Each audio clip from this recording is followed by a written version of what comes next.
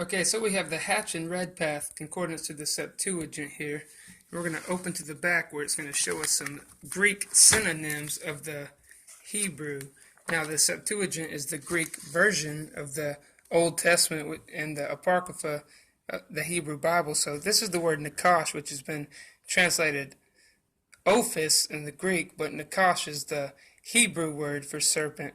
So we have exeri unen, which means to explore.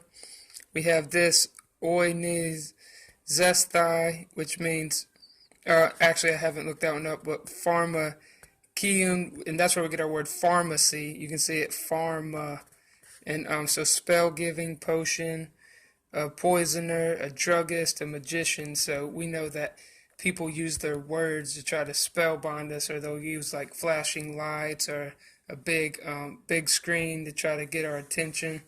So right here we have Dracon, which means fascinate, which is serpent, or prognosticate, or that's ophis. So Dracon means to fascinate. That's been translated dragon. Ophis is serpent, and prognosticate. And then we have Aramaic right here. It says Kalkos. It means a copper worker. Oh, that reminds us of Cain and some of his lineage. People who work brass and copper. Right here it says Pede. It says a shackle for the feet. And it reminded me of heel catcher, like Jacob, you know.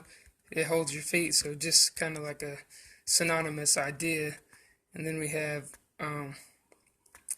right here we have sideros, which means iron, and then more of the kalkos, which means the copper workers. And so right here it's kalke, so we can see how that would relate to a copper worker up here, and then a shackle for the feet. So, all right, that's what I wanted to show you right there.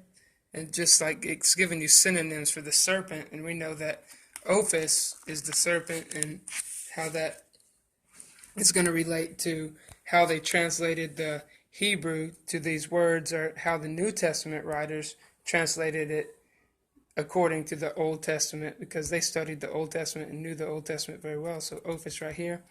We have Genesis 3:1 where it mentions the serpent, and then so it's showing you verses 1, 2, 4, and it's showing you that they used the word nakash. I know that this is kind of hard to look at if you're not familiar with it. And this one right here is seraph, as in like kind of like it reminds you of a seraphim. But when it says fiery in Numbers, and we can look right here, it's talking about that. So we'll look for this number right here. So 2 is going to be nakash. So we know 2 was used in Genesis 3, and that was nakash, and it was translated ophis in the Septuagint. And then right here, 3 was translated seraph.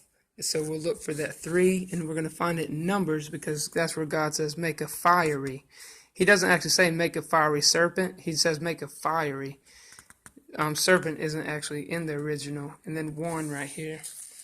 I'm not exactly sure what that is, but it looks like either op or off a. I'm not exactly sure right offhand, but I had to look that one up. So this is just how we can look up these Hebrew and Greek terms. So, alright, thanks for watching, and I'll see you in the next video.